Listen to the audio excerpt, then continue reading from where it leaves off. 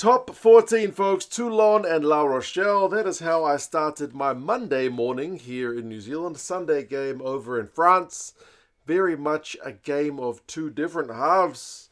La Rochelle very good in the first half, but only 6 points in the second. Toulon proved that their home record is a very good one with that second half comeback. Obviously, a little bit of talk about La Rochelle not sending all of their first choice players to this game in Toulon, but it was good to see some guys involved in like the French squad and also like the Italian squad were available for this game. So it wasn't just two kind of B teams. But yeah, we also had a Super Rugby ref, Paul Williams. I'm not sure he's going to be any French fans' favourite ref after this game, but he was in control of this game ahead of his work, which will go, start with the Six Nations starting next week.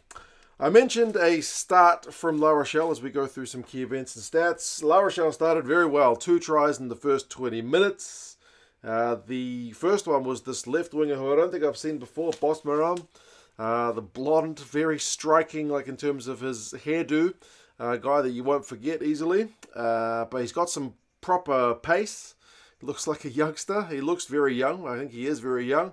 And he's got some wheels. But it was Astoy who set him up with the try as La Rochelle attacked down the left wing. Astoy looked to be going over the sideline, but managed to kind of release the ball before he was touching the paint. So good try from La Rochelle. They had to check it with the TMO, but it was given. All good. 7 points to 0.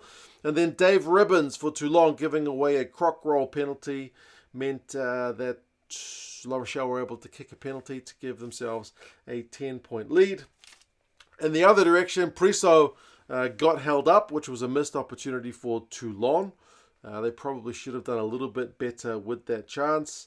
And then Priso was also involved in the third scoring play of the game, which was the second try for La Rochelle. Priso won't be happy with that, though, because he threw an intercept pass to Astoy for La Rochelle, who got the line break. He had not quite the legs to go all the way, but Dylan Lades, with the support line, was able to go over. So 17 points to 0 lead. Seemed like a pretty good one for La Rochelle, seeing as at the start of the game, they were almost being written off that they couldn't win this one because they hadn't sent their full strength side. Toulon got held up again on 17 minutes. This time it was Facundo Issa, although they had advantage. So they went back for the advantage. They went for a scrum. They got advantage again, close again, scrum again. More phases. It took that magic man, Baptiste Serran, who is not in the French squad, to break that La Rochelle line. Quick thinking from him to take the tap before the La Rochelle defense had set, and that got Toulon on the board, so 17 points to 7. I was enjoying La Rochelle keeping the ball alive, offloading play, but at times it was a little bit costly for them. They got caught in their own half at least once. Instead of just going for a standard exit, they got caught, and Astoy at one point got penalised for throwing the ball away after he had taken a little kick forward. It went over the touch line, and Paul Williams said because he threw the ball away, that was worthy of a penalty. But no more scoring for a little while. The next one came when Toulon won a penalty through Lucchese.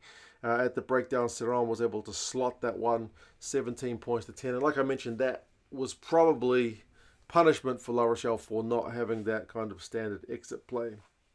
Astoy did have a chance to kick 3 points back for them not too long later, but he pushed that one wide. And then they probably should have scored a few minutes later, La Rochelle, because Noel went close.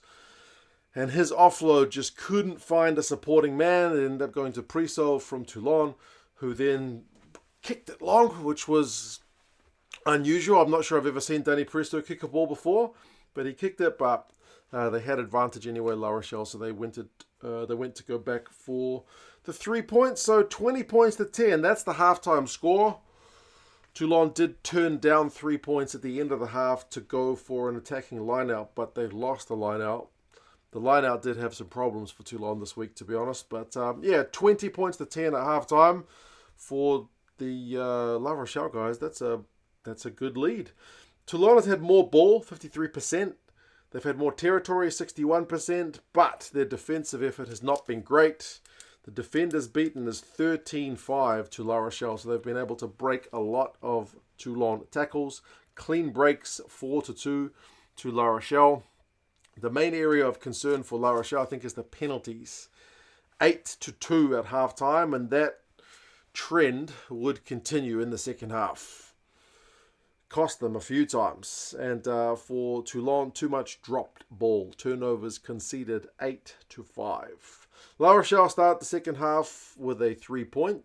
So extend the lead to 23 points to 10. But Toulon seemed to be a little bit angry in the crowd. I love the top 14 crowds. They're always very vocal. They started to get on the back of their players, I think, to push them to go forward. They went for the corner again on 46 minutes, and I thought they need to score here. They need to convert this pressure into points. They need to punish the La Rochelle discipline errors, and eventually they did. The line-out was messy. You could have said it was knocked on, but the ref said it went straight down. They went through some phases, and then Serrant to Abadi. Second try for Toulon makes it 17 points to 23, so a bit closer. And then a few minutes later, we got the lead for Toulon. Took 50 minutes to get there, but again, punish a penalty conceded from La Rochelle. Toulon, when they can win their line-out, it's much better. Phases, Abadi, Villiers, they go close. And then the next phase, that main Dréant, who is a potential exciting prospect for France. He's able to finish off the move. So 24-23.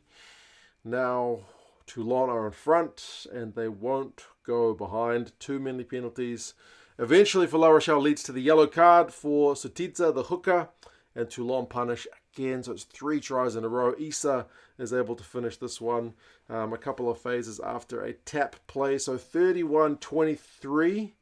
Starting to look pretty comfortable. Despite the yellow card, La Rochelle did push back for a while. Initially, they went for a try, despite the coaches on the sideline saying they need to go for the 3. Eventually, when they got advantage, they did go for the 3 to make it 31-26, which is still close enough to be game on. But Leicester and Ganuku powered over from close range to get one. That's realistically, I think, game over, 38-26. And then the icing on the cake with the final try to Le Covec.